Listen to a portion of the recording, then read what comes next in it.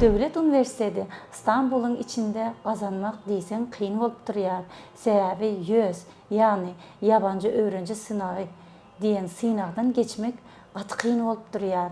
YÖS sınavını matematika, zekin sonra hem de geometri sınavından en azından 70 bal almalı olup duruyor. Bu da ma'lum boluşu ýaly biz talip yaşlarımızı 70 baldan geçmek ansat bolup durmaýar. Hani orta bilim şahadatnamasy bilen hem girýärler onda. Elbette orta bilim şahadatnamasy bilen hem girýärler, ol mümkin.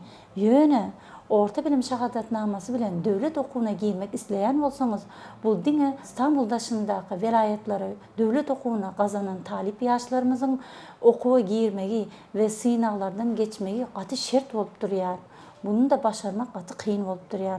Ve meniň de döwlet üniversitetine girmeň biraz kıyınrak yol bolýandygyny diýmegim şulardan ibaratdyr. Onda hem amatly hem de dogry ýol husus üniversitet bolýarda. Ýöne onuň tölegi gymmat dälmi? Elbette doğru aýtýaň. Hususy üniversitetleriň ýyllyk tölegi gaty gymmatdyr. Ýöne gadyrdan talipler ýyllyk tölegi gaty gymmatly diýip alada galmaň.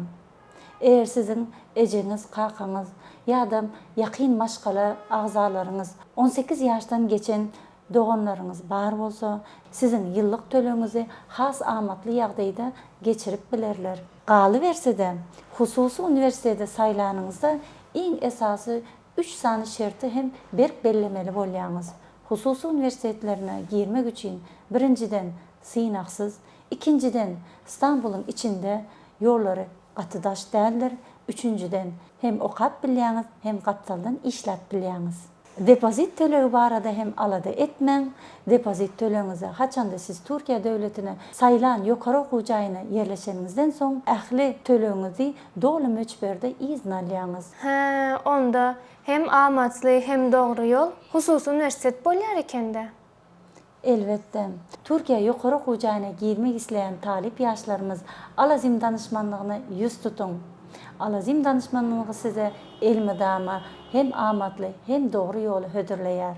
Size diňe aşagdaky belgileri jan etmek galy.